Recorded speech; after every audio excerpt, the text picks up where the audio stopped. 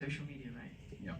And so, are they targeted ads, or are these fans already following the rights holder?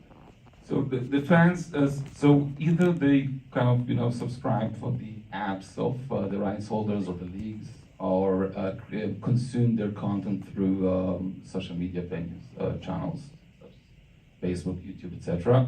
Obviously, there are a lot of items kind of that a client such as WC Sports needs to keep up with, such as the shift from one social media platform to another. Say in the beginning it was just Facebook, YouTube, etc. And now we're talking about Snapchat and obviously TikTok, and there needs to be constant efforts around making sure that all these platforms are integrated into a centralized place with respect to each rights holder. So can you briefly explain what the contractual framework is? So does WSC need to have a direct relationship with, let's say, broadcasters, so whoever's providing the feed, or is it incumbent on the rights holder to ensure that the broadcaster or whoever is delivering the feed delivers the feed also to the Yeah, so great question, Natalie. So for the most part, it's the latter option. Namely, they are relying on the rights holder to provide the streams and the data in order to power the platform, so to speak, and create the content.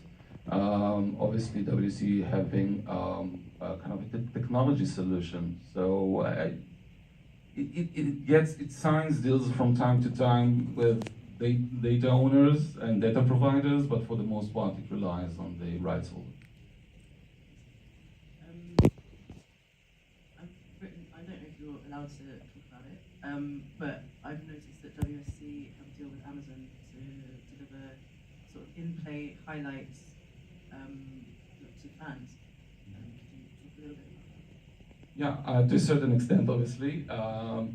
But yeah, I see, working with clients like WSC for the past 15 years with WSC, or almost 10 years, I can see a tremendous shift in the scope and type of agreements we are covering for them from,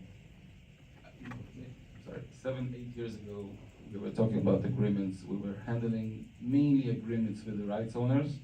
And now you see a large shift towards handling agreements with the tech giants, with the Amazons of the world, etc.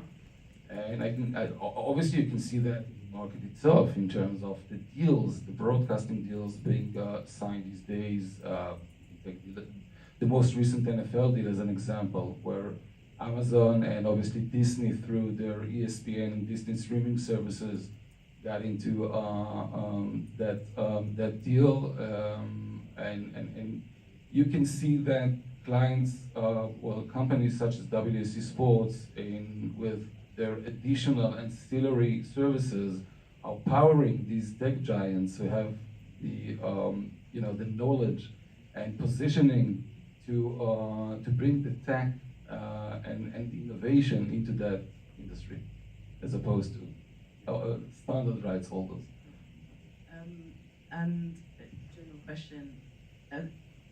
Is there any innovation being driven by the rights holders? So obviously, you have a lot of third-party tech companies who have a certain expertise and are kind of lending that to sports. But is there anything that you see, all three of you, that the federations, leagues, clubs are driving in terms of innovation?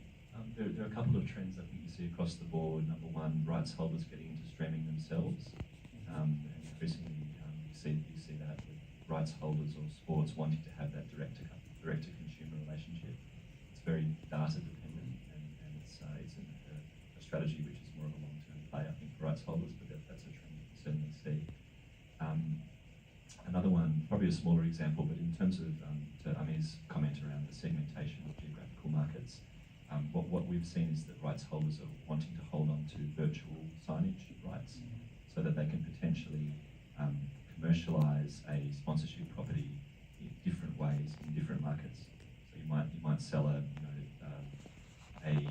on grass signage position, a premium signage position, to Budweiser in the US and to Heineken in Europe and to Foster's or whoever in Australia. And so you can effectively sell a position 3 times, and that's a very exciting thing for rights holders. It really opens up a lot of interesting international commercial strategy options, and that's something that we've seen as a feature of recent broadcasting agreements. The third thing would probably be around app development. It's not something that rugby is particularly a market leader in, but if you look at the NBA app, for example, that now integrates the NBA League Pass, so you can watch live content on that app. There's various bet stream, betting applications, and fantasy applications, but effectively a one-stop shop for NBA content. And I think the NBA has been a real market leader in that. There are a few things. I think most of the innovation now is being driven by third-party players. But yes, as you said, the apps are the big change. A few years back, you couldn't imagine that Rugby Australia or NBA or even ICC would have their own apps. Now everybody has their apps, and fantasy sports and betting, actually in countries like India or probably even UAE where betting is not legal, or probably even in Singapore where they have a law against unlicensed betting, things are just running because all of them are classified as fantasy sports and they're not covered by the licenses. So things have actually grown, and I think a lot of these leagues are doing very well. Yeah, I absolutely agree. And moreover, I think that maybe as opposed to, and I totally agree with you, Patrick, that you know, the NBA has been, I think, the single most innovative rights holder in recent years. But it's not. It's kind of, you know, for leagues such as the NBA and NFL, they have massive. Let's face it, they have massive deals out there. I think it is far more important in terms of these apps and reaching out to clients directly, the fans directly. I think it is far more important for other leagues, other sports, less relevant, well, still relevant obviously, but less fan engaged in the world. That's probably you know, a revenue driver for them. Not just that, actually, like it's gonna bring those sports into main league, just like we educated you about kabaddi in the morning. Yeah. I learned something new this morning about a certain sport I had no idea exists. So the leagues are gonna make them more popular, and the apps and the technology is gonna actually aid to that. So just to go back to